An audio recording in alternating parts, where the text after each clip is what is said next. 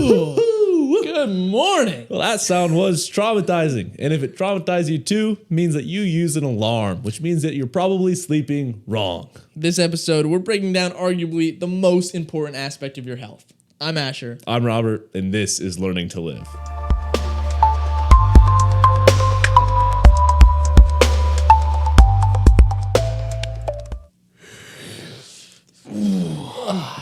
Episode 15. Episode 15. Cruising along. In some special attire for this episode. Yeah. First time not in like one of two pairs of pants. Right.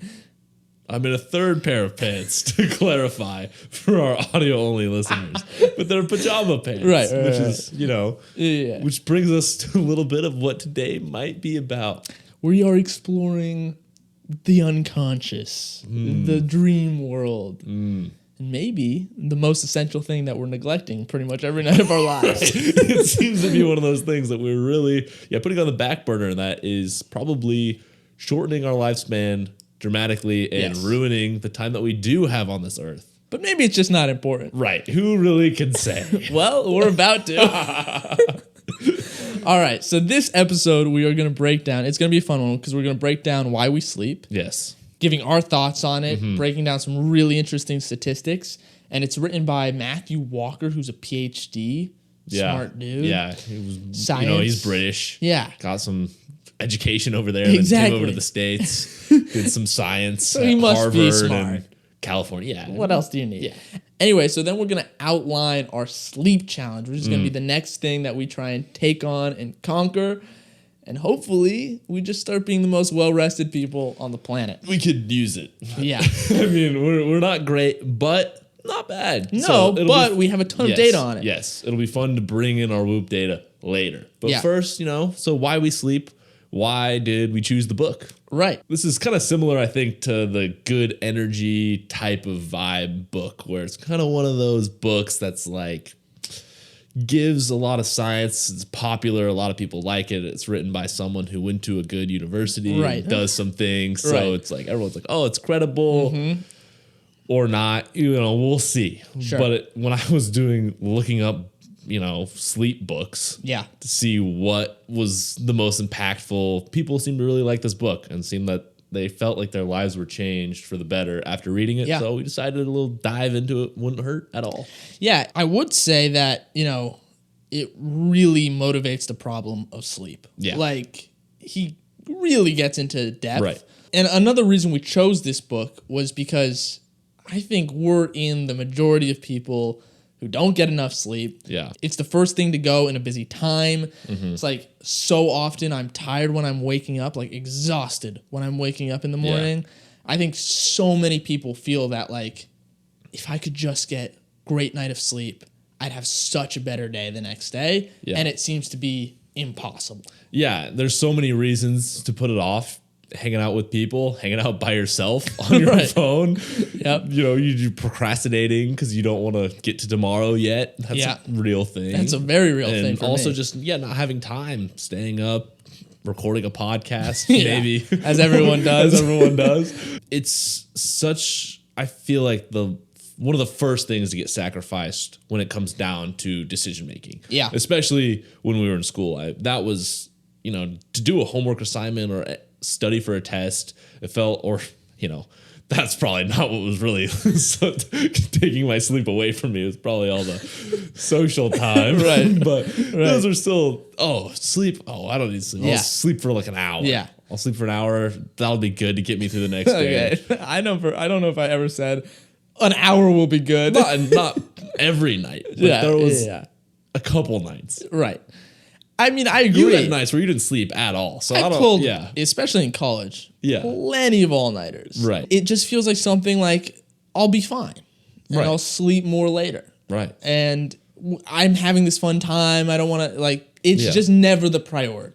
I mean, it felt that way for sure. Then kind of coming out of college maybe felt a little bit of the repercussions of some chronic sleep deprivation because definitely, like you were saying, that lack of energy, low motivation to just even get up in the mornings. It really sucks, and it's hard. That's a hard hole to get out of. Yeah.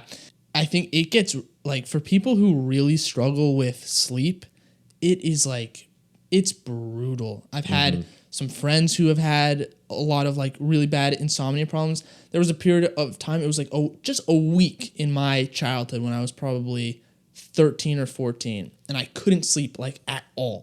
I couldn't fall asleep. And that week alone like stuck out to me as one of the most miserable times in my life because you're just lying there and you cannot fall asleep. And I used to listen to this sleep podcast where it's just this guy with a monotone voice. It's called Sleep With Me. I actually really recommend it because he just kind of drones off into random tangents and just kind of puts you to sleep. But he would always say... Not dissimilar to this podcast.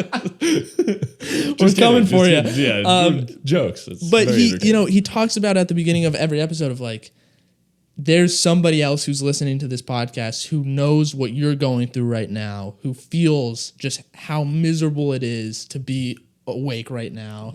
But it's this community thing. It's nice, but it's also just like, it's so common and it just destroys your whole day. Yeah. I'm definitely, I mean, I know we'll get into kind of more of our personal stuff later, but I'm always someone who really struggles to fall asleep. At least I have very consistently for the last probably year. So yeah, you've had a lot harder time than I have. Probably actually the rest of most of my life, I've always struggled to fall asleep. But anyways, we'll get into all of that later. Yeah, so that is what's to come in this episode. If you're interested in these topics, if you're interested in this channel, give us a like, subscribe. A lot more content coming soon like this. And let's get into the meat of what this book really is. Yeah. All right, so let's get into it. Yeah. So first thing to acknowledge, since we started recording, there's probably been about 20 to 30 car accidents in the United States caused by drowsy driving. Yep. It's not good. No. And it's underplayed. I can personally say that there have been times where I've been driving and I feel the drowsiness and I try and fight through it. It's impossible. I mean, I've been there too. I've found it extremely challenging. And it's, you know, he really stresses in this book that it's very irresponsible to do drowsy driving. And he calls them micro sleeps, which is basically when you become unconscious for 2 to 4 seconds. Yeah, I had a lot of them while reading this book, actually. I think mine turned more into macro sleeps. It was more like an hour at a time where I would wake up and be like, oh, wow. Yeah. Didn't realize it slipped away from me. But anyways, people dying while driving. You can't hard transition back into So to bring it back to the book, right? Yeah. We do actually have a section that we can read out that's about this that we hope our listeners don't fall asleep to like we do. If you're driving right now and you're feeling sleepy, pull over. The book's not actually that boring. I think we're just chronically sleep deprived. So any type of focus requiring task, just bam. Which is why we're making this episode. Right. So let's head back to our Learning to Live reading corner. All right, let's get into it. Now you may notice this isn't a book. And we do have the book right here. Yeah. But the thing is for whatever reason, we were listening to the audio. Sorry. No, you'll figure it out. We were listening to the audiobook as well as reading the book. There's random differences in the audiobook and the book. And then there's this PDF version we have of the book that also has differences. But the differences make no sense. Yeah, it's like, it was like, for example, there's a study. They're like, oh, this happened to 2,000 people in the book. And then on the audiobook, there's 4,000 people. In the study. What's that about? And it happened multiple times. And there's one paragraph that we were like, oh, we want to read that. And we looked in the book and that's the one paragraph that's not in the book. Yeah, all of the paragraphs were the same leading up to that and preceding it. But there's just that one paragraph that we wanted with the stat that's just not there. Yeah. Just some study that is in this other version of the book. So take that for what you will. You ready? Yeah, let me really comfortable. Yeah. All right. As a result, 1.2 million accidents are caused by sleepiness each year in the United States. Said another way, for every 30 seconds you've been reading this book, there has been a car accident somewhere in the U.S. caused by sleeplessness. It is more than probable that someone has lost their life in a fatigue-related car accident during the time you have been reading this chapter.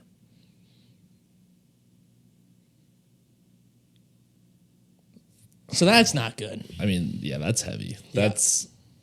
I was very surprised to learn that, honestly. I mean, I knew drunk driving was bad. I didn't realize drowsy driving was that worse. much worse. I mean, it makes sense. He talks about how with drunk driving, which we know is obviously terrible and kills many people, at least you have some effort to brake. It's just typically delayed reaction. Yeah, usually it's just if you're trying to avoid an accident, you have the choice. Yeah. But with drowsy driving, you're unconscious. You fall asleep. Yeah, it's just like he said, it's a 60 mile an hour missile headed down the road, and it could just easily, I mean. And it's like easy to hear a number like that. First of all, a statistic like that impresses immediately upon me, like how crazy that is. But then you think about how often you get in your car. I commute to work every day. How often your family members drive places, your friends. And it's like, wow. That's something that's so out of your control, because it's not just if you fall asleep, if it's somebody who's on the road with you falls asleep. Yeah. And it can happen like that. And it's like. Right. Yeah. I mean, definitely heavy stuff. Definitely made me feel very guilty for all the times where I know I've been driving when I've been like trying to fight to hold on. And it's funny. He talks about in the book he's like, oh, things that don't work, blasting music, rolling your windows down, slapping yourself in the face. I'm like, I've done that's all my those. 1, 2, 3 game plan typically. Yeah. Other than that, I usually call someone. That one, he said also don't do, but that one works for me. I find that if I'm eating, it keeps me awake, but it's hard to eat for like hours consistently. I learned that what I do is I go to the gas station, buy grapes, which probably is not very. They're probably the worst grapes you could possibly buy. Gas station grapes? Yeah, gas station grapes. Gas station most things. Right. I saw gas station sushi the other day. No. Like, who's buying that? No. Yeah, no, that's abysmal. Yeah. But I would try to like peel the skin off the grapes, and that would keep me entertained. Okay, like a little activity to do? Yeah. Yeah, I mean, the thing is... Not to say that I'm giving tips for drowsy driving, right?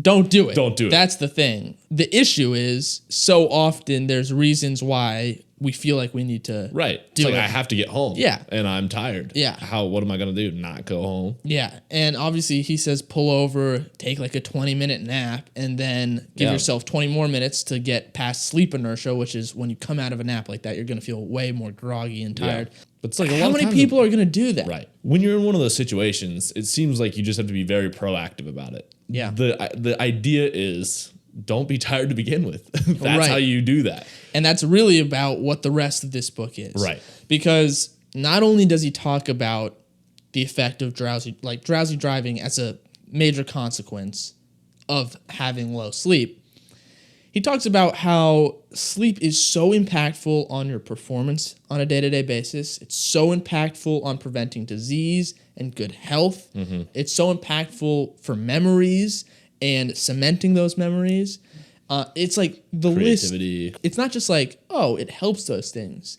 It's like the foundation. It's the foundation those of your things health. don't exist without it. Yeah. And that was revealing as we learned more about the impacts of alcohol. Now, something we kind of already knew because something about these whoops is when you drink and then you sleep with a whoop on, it's like you never want to drink again. I've had a recovery score of 1% after drinking. Didn't it give you like a little award? It gave me a skull. The Whoop gave me a skull award, and it said a welcome to the 1% club. Oh, that's the last. I don't want to be in that club. Yeah, that's the last 1% club you want to be in. Yeah, that's terrible, man. Yeah, and I mean that's crazy. Because what the scary thing is, you see your resting heart rate skyrocket, your heart rate variability drop. Yeah, it's like and your sleep stress through the roof. Yeah, I noticed. I mean, my resting heart rate was up like 30 higher. Yeah, like, that's insane. That's not good. That's like a 60%, 70% increase. Sounds like I'm burning more calories, though. So first the tips on how to drowsy drive. Now the upside of drinking. You gotta look at it's about balance. Yeah, not worth.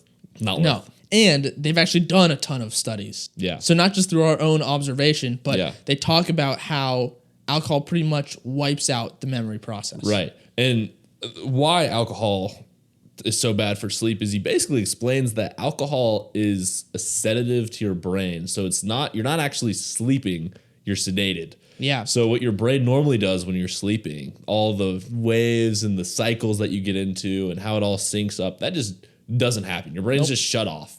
It's like you're like unconscious in the worst way. Yeah. And so they did a study, and they did it on a bunch of college students, and they basically had them learn type of like a grammar, or it was like grammar, English, some memorization thing. Yeah. And then they split them into 3 groups. They had one group not drink for 3 days.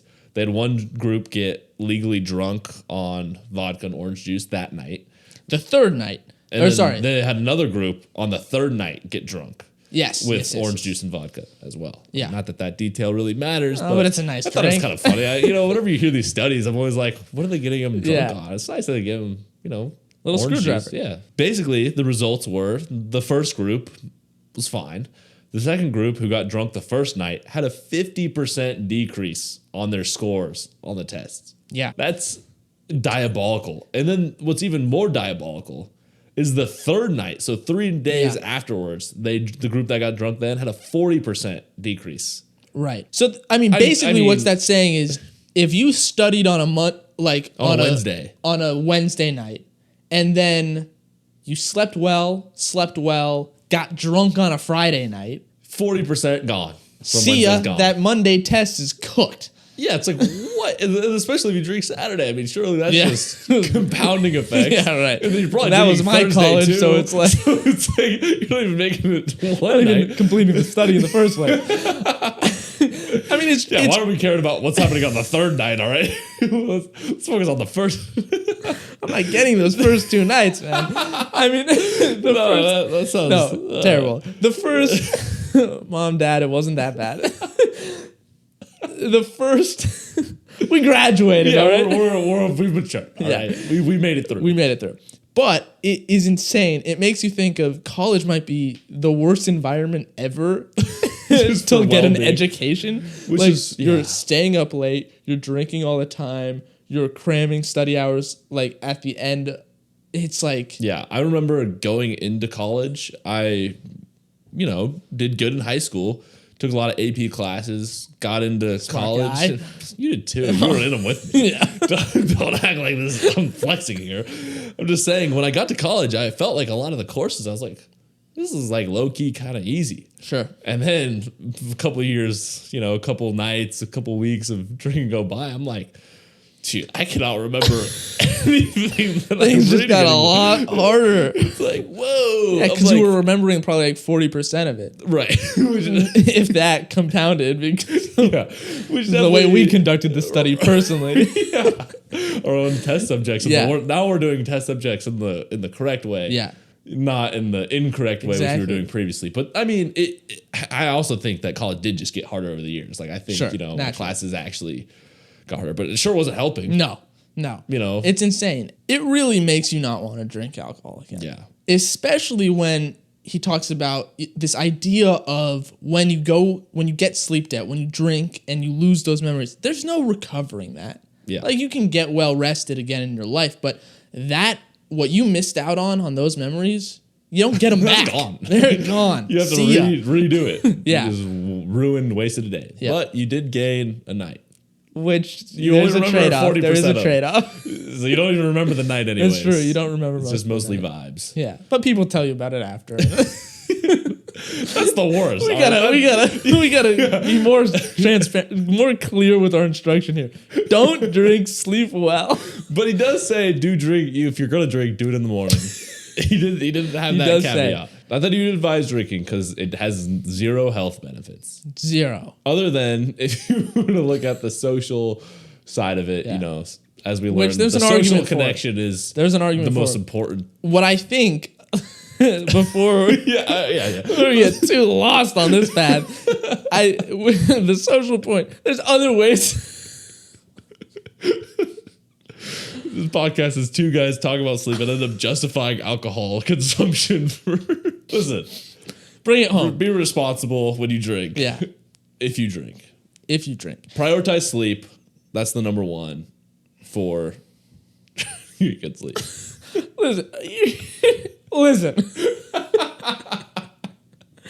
Don't drink. We'll do another episode on alcohol. This is about sleep. This is about sleep. Alcohol destroys your sleep. Yes. Sleep. No memory. Bad sleep destroys everything else. Right. There you go. Simple as that. Let's get back to a reading. All right. So yeah, this next reading section is for all those people out there who think they don't need as much sleep as the daily medically recommended value. Because a lot of people, I've heard, like, oh, I don't need 7, 8 hours. People. 7? Are you kidding me? I get 4, 5, 6. I'm moving. Good. Yeah. Yeah. Well, we'll see about that. We'll see. Time for another reading from the Reading Corner. We have, however, discovered a very rare collection of individuals who appear to be able to survive on 6 hours of sleep and show minimal impairment. That might be you. Or is it? Having learned this, I imagine that some readers now believe that they are one of these individuals. Maybe it's not you. There is but a fraction of 1% of the population who are truly resilient to the effects of chronic sleep restriction at all levels of brain function. It is far, far more likely that you will be struck by lightning than be truly capable of surviving on insufficient sleep thanks to a rare gene. And as Dr. Thomas Roth once said, the number of people who can survive on 5 hours of sleep or less without any impairment, expressed as a percent of the population and rounded to a whole number, is 0. Yeah, that's pretty shocking. I mean, it kind of reminds me of the stat that, I don't know if this is true, but that donkeys kill more people annually than sharks and airplanes combined. What? First of all, I have 2 follow-up questions. Where did that come from? What's a surprising stat? Lightning? Like, you're more likely to be killed by lightning? Yeah, but where did you get the knowledge that donkeys kill more people? Well, remember the other day when we were watching the video about donkeys? That is a shocking stat. It's probably wrong. Seems like I'm much more scared on a plane than I am seeing a donkey. But maybe I shouldn't be. That's an episode for another day. Regardless, it is crazy. Now, I will say the little rounded to 0 is a little misleading, right? Because 0.49% of the world is still a lot of people. Right. But that rounds to 0. But it's not you. It's not you. It's not you. It's not you. And if you're saying it's you, it's not you. It's not you. It brings us to an interesting idea of that people think that they're less sleep deprived than they actually are. And this is, he says this theme throughout the book a lot of times because we can kind of adapt, as people, we're adaptable creatures. We get used to things, we adjust. So we feel, when we don't eat a lot or that when we don't sleep a lot, we kind of come down to like a normal. Yeah. But what we don't realize is we're actually still impaired at a heavy level, and our functioning reflects that regardless of what we actually think. So we just cope emotionally to this worsened state of being. And so if you're one of those people who thinks that you only need 6 hours of sleep, try getting 8 for see what happens for like a month. Yeah. It'll probably be really eye-opening. Yeah. I mean, he says in the book, after I think it's like 16, 18 hours of staying awake, you're as impaired as somebody who's drunk.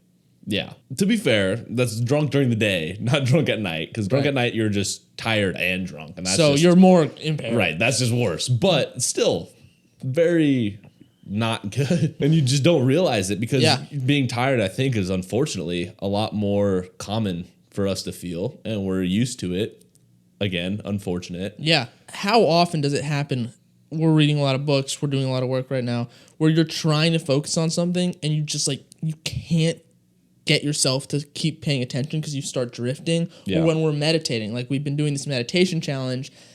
When I do it in the morning, I'm golden. When I do it at night, it's like the biggest battle of my life. Right. Anyone who's felt that feeling of trying to get something done, trying to get through your workday, and you just feel like the pull of sleep, it's brutal. Yeah. So yeah, there's a lot of information in this book. It covers why we sleep, obviously. Yeah, like getting into NREM sleep versus REM sleep and some really fascinating stuff there. Dreams, it has a lot to say about dreams, which I guess we can touch on just briefly because it is interesting. His theory about dreams is that they're like therapy and can help you just cope and take the sting out of things that have happened to you. And so you can prepare and be more ready for reality whenever it actually happens. Yeah, some really interesting studies on PTSD and how the nightmares people are experiencing is almost like this inability for dreams to process in the correct way, and that's why they're recurrent. Because of the because of norepinephrine causing like too much stress in the brain. I've always hated norepinephrine. Dude, gotta hate norepinephrine. Yeah. Just like get rid of it. Like, what does it do? I'm sure it does something very helpful. But like, not excess. He brings up this point that I really liked about sleep, which was if you think about it from a mechanistic standpoint, you become unconscious for 8 hours of the day. If you think about that from a survival viewpoint, that's like one of the most perilous things you could ever do. You're completely defenseless. And so there's all this evolutionary pressure to reduce sleep, right? Everything about nature should tell us the less we sleep, the better. And yet it persists as this thing that takes up 8 to 10 hours of our night, or 7 to 9 hours of our night. So clearly it must be crucial to humanity if every other aspect of it would be something you would want to get rid of through evolution. Yeah, and pretty much every other thing also sleeps in the world. So it's very curious. Yeah. One other interesting little fact, which I didn't ever know before reading this, was that there's this other neurotransmitter, adenosine, that works in conjunction with melatonin to basically govern your sleep cycle. Along with your circadian rhythm. So So your melatonin is kind of like the prepares your body for sleep, kind of gets everything into the right modes. And then adenosine is basically that sleep pressure. So what makes you feel that tired, and caffeine binds to your adenosine receptors and blocks adenosine. So that's why you don't feel that sleep pressure whenever you drink caffeine, which is interesting. And that's why you crash after the fact, because adenosine, basically from the moment you wake up, starts building up in your bloodstream. Yes.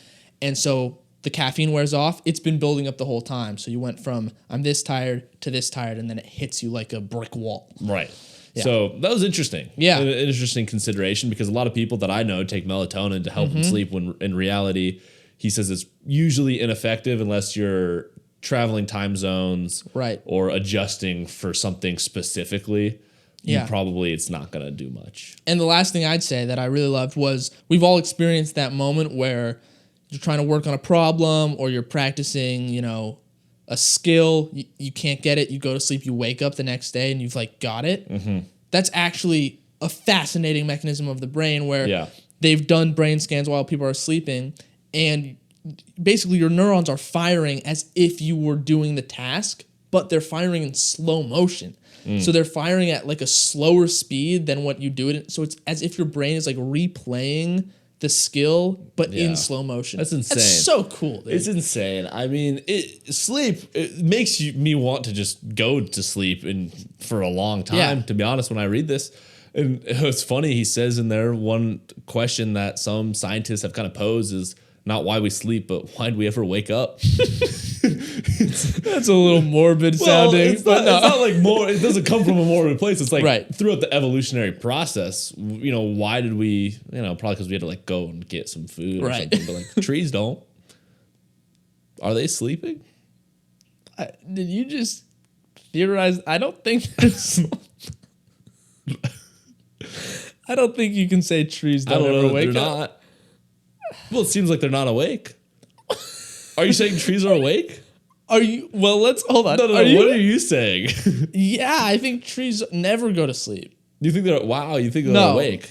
I think they're awake sometimes and sleep sometimes. What are you expecting an awake tree? You think a tree wakes up and then goes to sleep? You're expecting there's an awake version of a tree that no one's ever seen, that if the trees all wake up at some point, it's like what? They come out of the ground and they start moving? What are you expecting? Well, just because I think that they might not have the option to wake up. They're just not awake. I mean, like, do you think a rat could just become to say that a tree is asleep implies that there's a different state in which they could be awake. But you said you think they're sleeping sometimes and then awake other times. Now explain that to me. I think when it's summer. Okay, I don't stand by that. I don't really think sleep and wake really applies to the plant world. Okay, me neither. Well, not anymore, I guess. That just kind of came to me because I was thinking about evolution and things that weren't awake. Let's move on. I mean, it's hard to tell when you look at brain scans sometimes, even on people, to see if they're awake or asleep. especially if they're dreaming, then you can't tell. Which is crazy. Yeah. What's that about? Are we just awake in a different world? Let's not get speculative with our dreams here. That takes us to DMT very quickly. Yeah. There'll be an episode on that in the future, I'm sure. For sure. Our challenge of trying DMT for 30 days. 30 days? No. First of all, no. Second of all, no way. So I'm gauging that you were like resistant, but more resistant to 30. Well, yeah. So one day's on the table. No. I don't think that would be a good idea. No, all right. We don't want to be in the helicopter with no control. We want to climb the mountain. Yeah. If you know, you know. That probably didn't make any sense to a lot of people. No, we're losing the train of thought. This is all probably getting cut out. Yeah, hold it back in. Okay. So there is a ton of interesting stuff in this book. But now let's get into what might not have been actually as appealing about this book. Yeah. It's one of those books.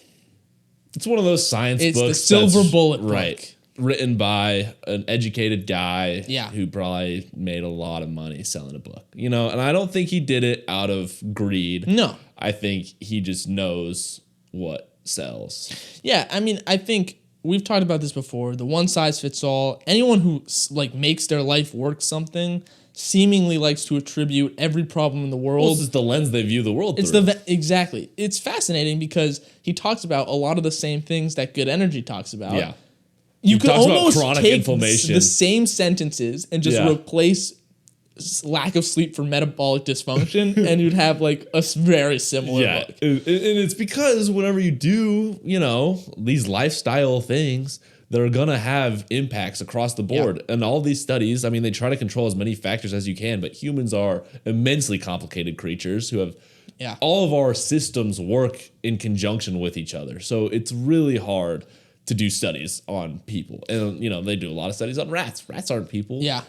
So it's like, who really knows? And that's, again, there's a lot of those like relative increased numbers, a lot of the same kind of representation of data that we did not like about Good Energy. Yeah, and it comes down to what I would say is a bit of manipulation of the relevant science, because he brings up points like sleep kills. And he has some great points about drowsy driving that we talked about. Yeah. He also brings up this thing called it's fatal insomnia. He's like, this is this case that happened where somebody couldn't fall asleep and they died in 10 months. Mm-hmm.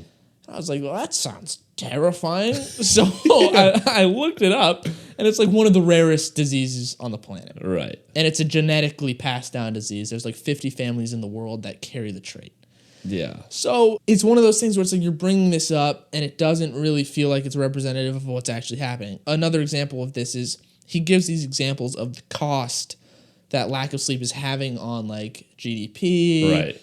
And because, all the different healthcare stuff we have to spend on accidents related to sleep or disease, like that, quantifying that seems so insanely impossible that to say it blanket statement like, oh, if we all just slept another 15 minutes a day, we'd have another 100 million for education. That's what the trade-off. I'm like, it's not that simple. Yeah. It's not that simple, but I get he's trying to prove a point. Yes. He's trying to inspire us to sleep more, and he does a good job at that. Yes. And honestly, it probably took a lot less convincing than he really needed to convince me to sleep more. I mean, I've been wanting to sleep. I mean, I bought the book because I was like, I probably need to sleep better. Yeah. I didn't just get it, find it randomly. We're here because we feel that there's a problem in each other and also just what we see in others around us. Yeah. And so while there are some criticisms with books like this, it doesn't change the takeaway. Yeah, it doesn't really matter. And this is random, but about the Good Energy, I watched this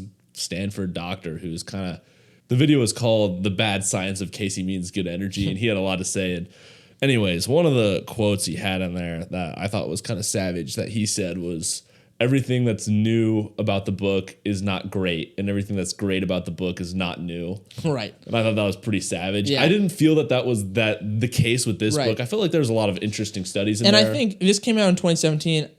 My understanding is was on kind of the cutting edge of where science and sleep were. Yeah, and there's been a lot more wearables, a lot more data coming out since then. Yeah. So, I mean, I do feel that it does no harm in trying to say that we should sleep more. Yeah. Ultimately, I mean, well, I guess you could look at it from a lens of if you're concerned about your health a lot and then you're worried that you're not getting enough sleep, that might prevent you from getting better sleep because a lot of stress, the impact stress can have on your sleep, it can be very detrimental. Right. So if you're like, you know, someone who already worries about sleep and is like checking the clock and stuff. I mean, one of his recommendations is to move the bedroom clock or turn all clocks away so you can't see them so you're not getting stressed when you're sleeping. Yeah. But reading this book, nope. If I was struggling to fall asleep for like 5 minutes, which I have been all of the time. Yeah, it feels like I'm about to get cancer. Yeah. That's what it makes it seem like. So then I'm like stressing even more and then I can't sleep. I'm like, I got to sleep. It's so important. All my day's going to be ruined. So that's the only harm of this book. That is a good disclaimer. Which is a weird backfire. Yeah. On net, it probably has a positive effect, but it is something where it makes you feel like not only do I need to get sleep, but I'm actually actively really harming my life. And that's where I feel like he overstates the science just a little. Right. All right. Enough of this book. Let's get to some sleep scores. All right. So we have picked out 4 metrics to kind of do a little reveal here. Yeah. We have a lot more that we'll kind of read through afterwards. Yep. But we have our sleep hours, consistency, restorative sleep, which is REM and deep sleep. Yep. And then our sleep scores, and this span over 1 month and a 6-month average. Exactly. So, without further ado, our 1 month reveal on sleep hours. Sleep hours. 729. 654. Yikes. You are in the red zone. Yeah. And now it's important that we should say before. So we have Whoops that track all our data. Now, Whoops are good. I'm pretty sure they're highly regarded in their accuracy. However, we have noticed that they seem to think that we're asleep when we're doing our nighttime meditations, which is probably because we're asleep during our nighttime meditations. But also, I noticed like last night I went to bed earlier than normal, so it was taking me a long time to fall asleep. And then I know this. I was thinking, I was tossing and turning. The next day I looked, or today I looked, and it said I went to bed basically immediately. Right. So I think it just kind of registers when you're still, your breathing slows down. It thinks you're asleep sometimes even when you're not. So this is, we're highballing at 6:54. This is lower. Yeah. Probably by a good portion, which is not great. No, that's not great. And I mean, it's below, obviously everyone says 7 to 9. It's below that. No, I'm in the I'm on the lower range of that, but in range theoretically, although I feel exhausted all the time. And you've been doing a lot of 30-minute meditations at night. So yes, I have been. You've been clocking a lot. That might be closer to 7. Yeah. 6 months? All right, 6 months. I am a little, you can't really see, it's 735, so a little bit better over the 6 months. Same for you. 702. And now I know that there was a period of time where I achieved your heights there in February and had a 7.5 hour. Yeah. And it felt a lot better than this, I'll tell you that. But it was also for other reasons, which we'll find out soon. See, this makes me wonder, like, if we got 8 hours of sleep consistently at night, how game-changing would this be? It's interesting because I don't feel like my life has changed on one night of 8 hours of sleep. Like, I don't wake... Usually, I honestly feel worse, which is weird. Right. There's sometimes... But I think that's a consistency thing, which we'll get into. Right. So sometimes when I get 8 hours of sleep, I'm like, I don't feel that good. But I haven't gotten 8 hours consistently. Maybe ever. So, all right. Yeah. Next up, sleep consistency. And this one is a huge one.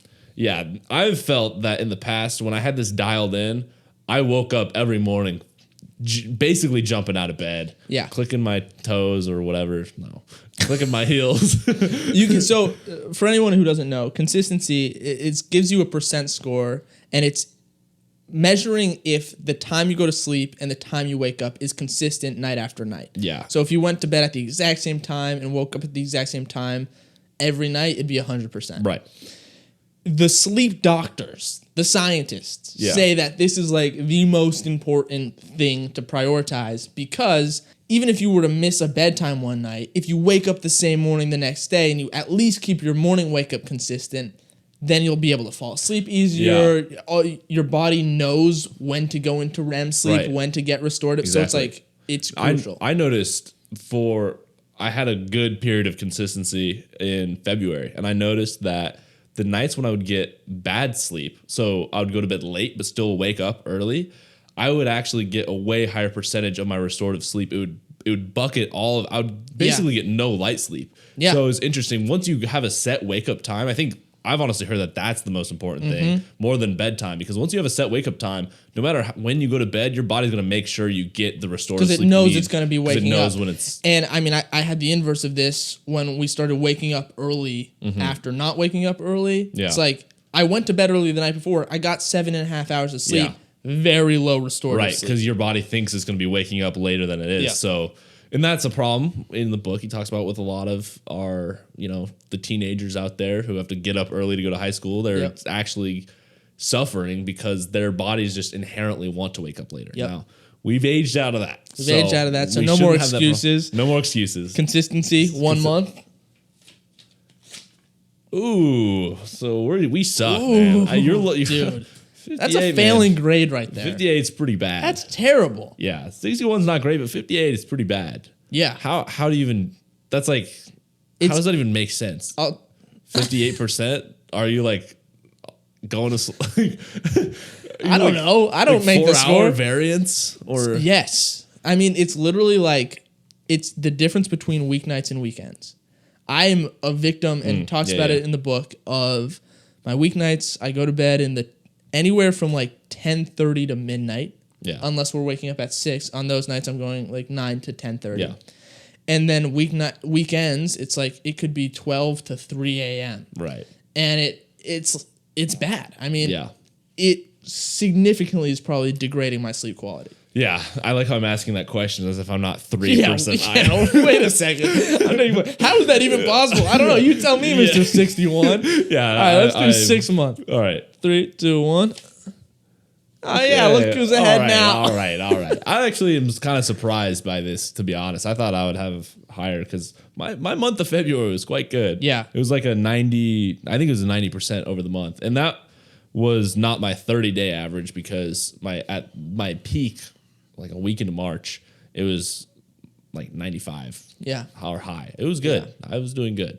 The issue is it's one of those things that it's very easy to destroy. Right. Because it takes 2 nights of missing your bedtime and then your sleep consistency is next to nothing. And even if you then get back, now you're inconsistent with the later nights you just had. So it's just... Yeah, so it's a little bit of a, rough number. Obviously, there's going to be times where it's pretty bad. But overall, I think we're still low. Clearly we're still below the recommended metric by far. 100%. I think it says you want to have at least over 80. At least over 85. At least 90.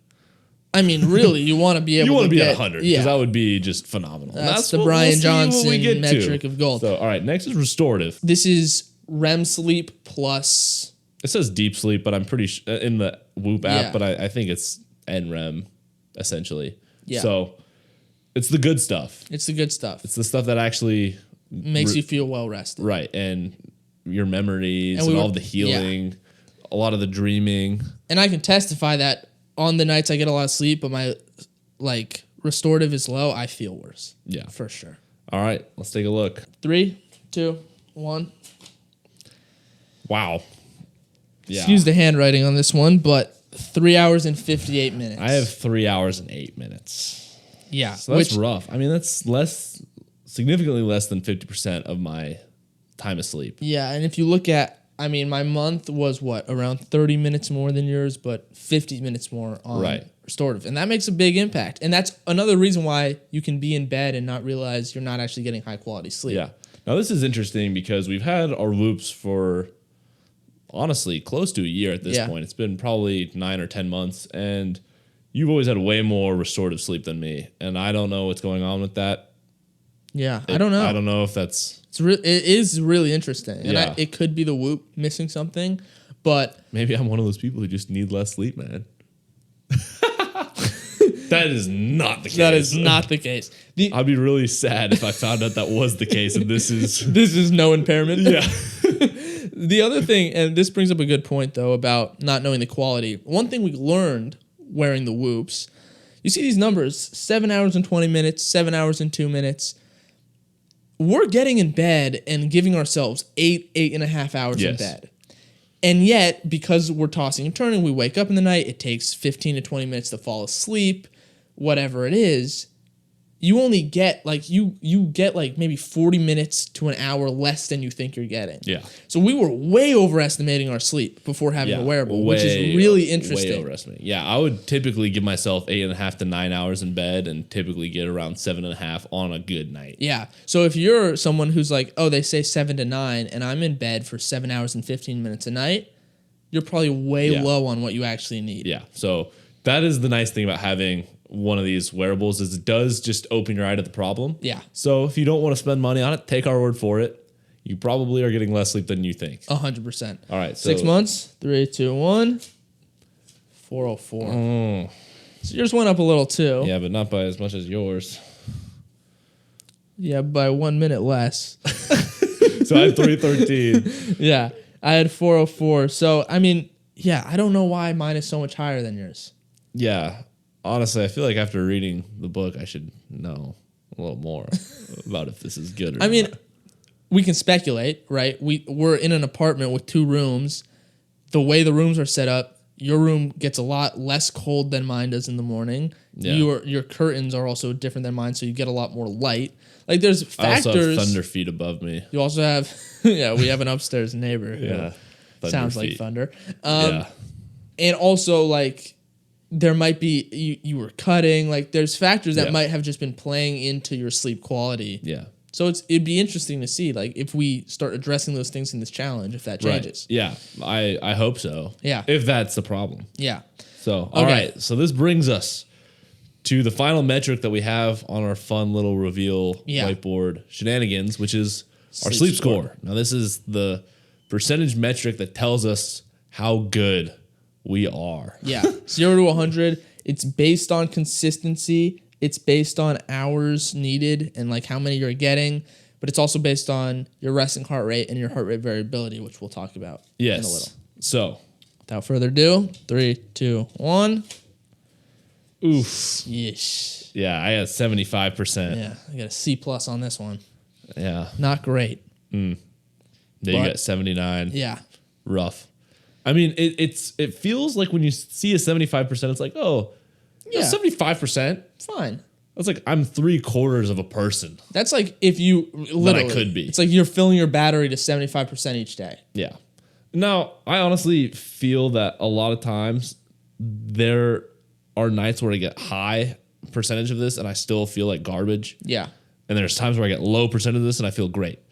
So don't know what that's about, but it's not the magical perfect device. Right. And there's a lot of other ways to energy, as we've learned on this podcast, than just your physical health and rest. So, but I will say that I think we haven't really done the consistency thing. Yeah. At really high quality. So we'll see how that changes. Yeah. All right. 6 months. 3, 2, 1. 81. Oh. Sheesh. Yeah. I had 76. Yeah. I'm pretty rough, man. You are pretty rough, man. This is what I've been saying. I don't get good sleep. Yeah, I know. I've been saying that for a long time. The numbers back it up. I remember I've struggled to fall asleep since like the first grade. Yeah. I remember I would have to think. It was so hard for me to fall asleep. I'd always just be fighting zombies and stuff, saving the school as a first grader. And that's like, would be on repeat in my head. Yeah. It's just transition over the years, but it's always like something going on in there. And I'm like, stop. Yeah. And it's not to downplay your bad sleep, but I know there's probably people watching this who these numbers look like gold. Right. Like there's people who get 4 to 5 hours of sleep every night. Yeah. And it's like, I can't imagine. Yeah. I think it's hard because with the lack of consistency, that plays a big role in it too. I just feel that bouncing around a lot. Some nights it's good sleep and I see the light, and then I get like a night of bad sleep and it's like, oh, like I know in college when I was getting a lot less sleep than this, there was times where I felt great comparatively. Right. So it's almost that when you are going all over the place between good and bad, it just all feels worse than if you're just consistently bad or consistently good. Yeah, because it goes back to the adaptation. Yes. We get used to what we do, and then it's almost like when I start to eat healthy, eating unhealthy feels way worse than it did when I was eating unhealthy all the time. Right. So it's weird, but it's probably still a step in the right direction, even though it feels like garbage most of the time. So anyways, So we have more metrics that we can just kind of read over quickly because they're still grim, but maybe we want to document it for documentation's sake. Right. So we can come back to before we do this. So, all right. Let's start out with our sleep efficiency because that's kind of on the tail end of that. One thing that we didn't include that we probably could have. Yeah. So that's basically just what percentage of the night are you asleep? Yeah. For how long you're in bed. Yeah. 93%. Same over 1 month, 92% over 6 months. 94 over 6 months. And now I feel that this number is really high for me because I feel that I am awake a lot more than it thinks I'm awake. And more than me. So I don't, it is surprising. Yeah, I don't think that this I think its estimation of time in bed is pretty bad. And so it doesn't really know how much you're actually. I'm in bed a lot longer than it thinks I am. And then sometimes I thinks I'm asleep a lot longer than I am when I am in bed. So, all right. Anyways, let's do HRV. Okay. So this is heart rate variability. Basically, how quickly your heart rate can change depending on your body's needs of your It's really counterintuitive, but it's basically the variance between heartbeats, like the time length between heartbeats, and more of it is actually a good thing. Right. So, all right. High numbers are good here. Yeah. 1 month? 83. That's 75. Not terrible. Not terrible. Not terrible. 6 months. This is also a really highly individual number. Right. Like everyone's range is different here, so it's kind of hard to compare. Yeah. It's more like you get a baseline and then you see if it goes up or down. So with the sleep challenge, we want to see an improvement, not necessarily a target goal. Right. And I will say when we were doing our 30-day challenge back in August, mine were typically in the high 90s to 100s when I was eating very consistently and doing all that. So I am curious to see if that gets better, but I know that I've been eating at a little bit of a more intense caloric deficit over the last 6 month period. So I do feel that would consistently be dropping it because I'm just not recovering as well because that's the whole point. Exactly. So, I mean, it's interesting, but I'm curious to see if it changes. Now, 6 months? 84. 73, so worse. Similar. Resting heart rate? 53. 52. Oh, lower's better. So all right. And then 54 over 6 months. 53. All right. You know what? This is weird to me because mine used to be lower than yours. Yeah, it did. Always. So I don't know. I think it was changed. Maybe it's because I've been working out more. Maybe. I think that I should lower your resting heart rate because it's taken at night. Right. I think maybe it's just like, I think the cut. I mean, yeah, there's probably so many different factors. Mine hasn't really changed. Yours has fluctuated. Mine's always been in this 51, 52 range. Right. Yeah. Mine was kind of in the 50, like 48 to 50, sometimes 47. It's honestly been a little high lately. I don't know. That is kind of a big spike. Must be. I did get a new comforter. Maybe I'm just hot. I don't know. He talks about temperature as a massive factor. I think I'm too hot at night. I'll try to fix that. That's part of what we're going to be trying to change. Yeah. So respiratory rate, how many breaths per hour? Yeah. 15.6. Per minute. Per minute. Yeah. Per hour would be crazy. Yeah. 15.6. Ooh, 15.4. Yours used to be way lower, though. Yeah, mine used to be in the 14s. Yeah, mine used to be. I remember when we went camping one night and it was 13. Yeah. Mine was 15.5 for 6 months. 15.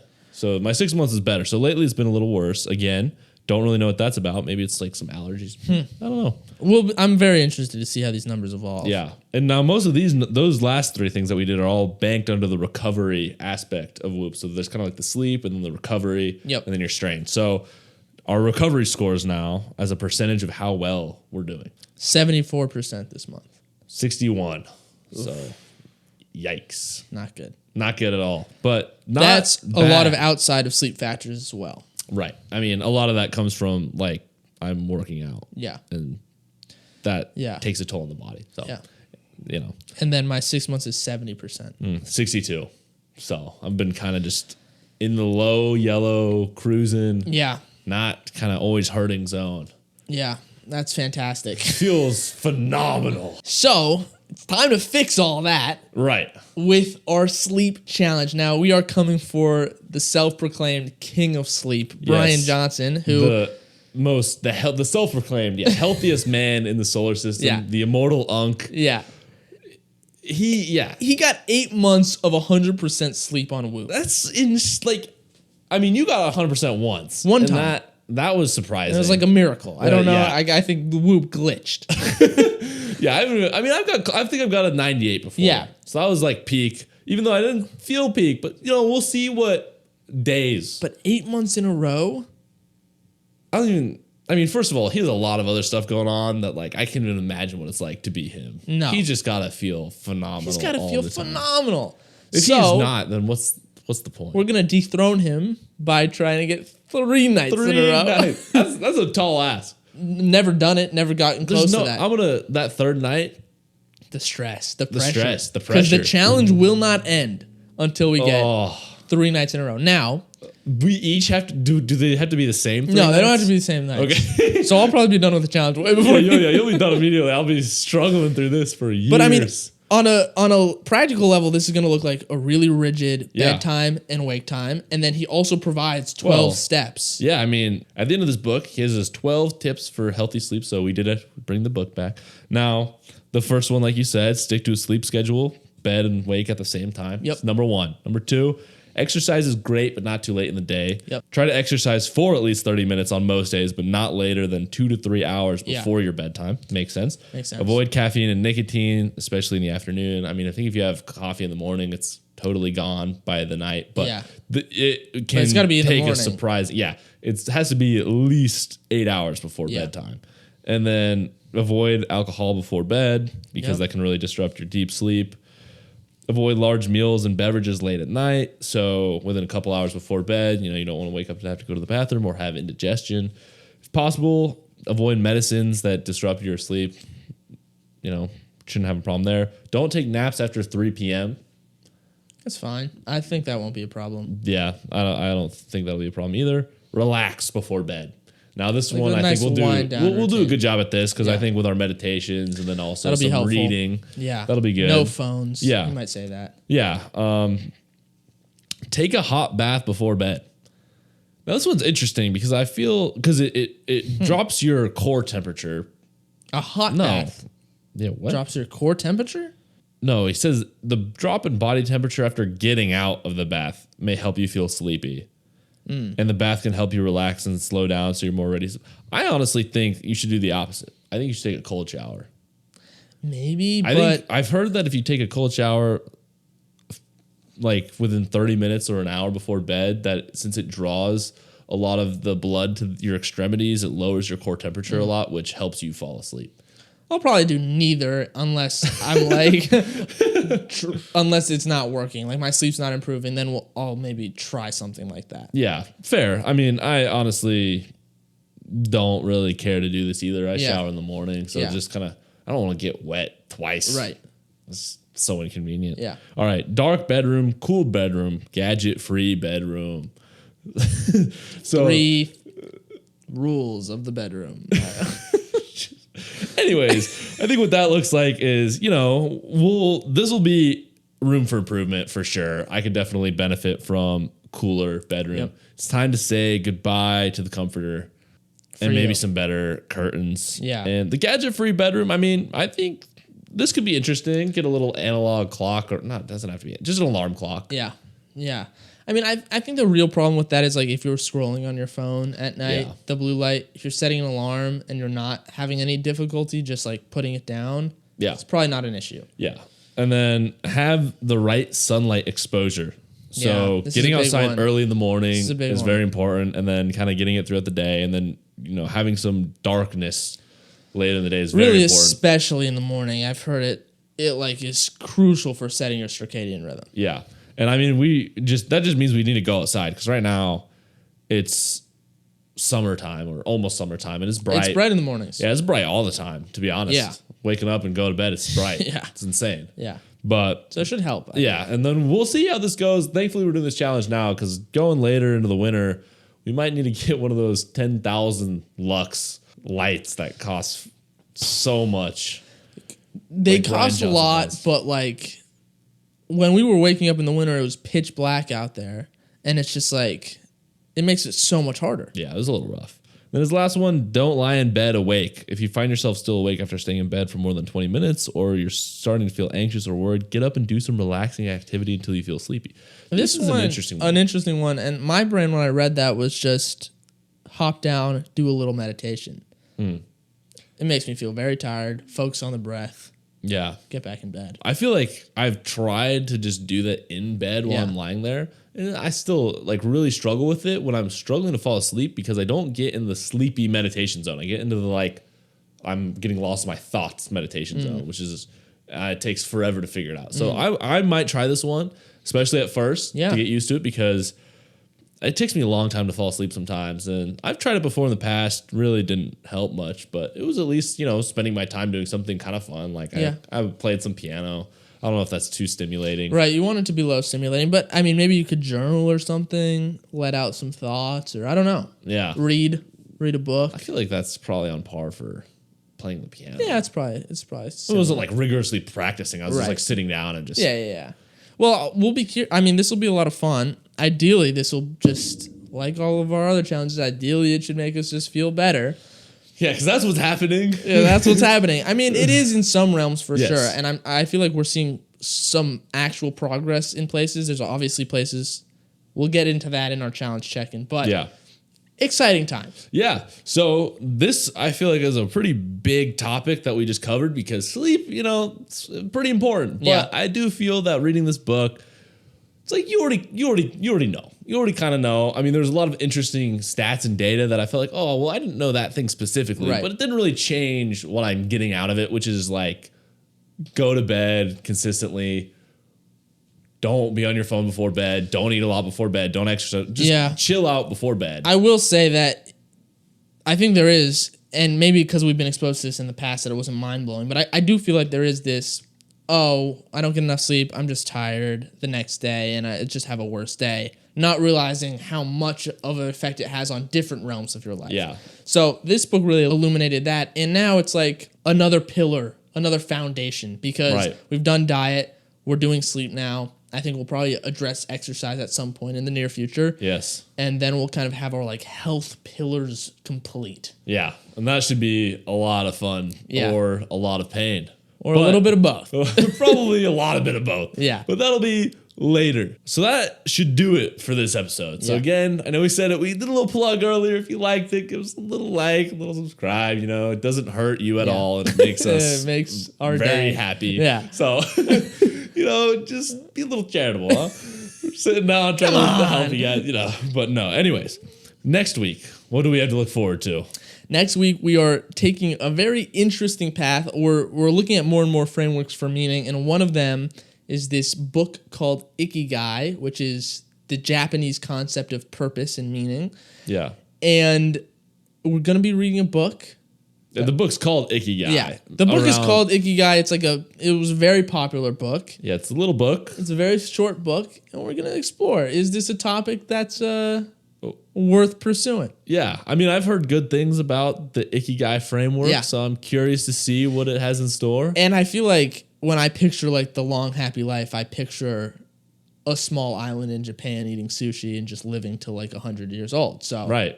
Yeah. Sign me up for that. Yeah. All right. Yeah. So that's what to look forward to next week. Should be interesting. So hopefully something a little new, a little fresh. So until then, thanks for joining us. Thanks for joining us. It's past our bedtimes. And it's probably past yours too. Yeah. So go to, these come out at 6:30 a.m. Yeah, but maybe you're watching it late. Yeah, a lot of our viewers probably. So with that said, good night. So stupid.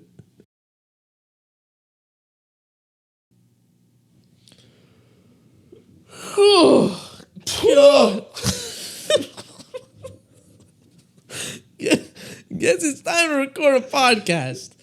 Let's learn why we sleep, huh? Let's do it.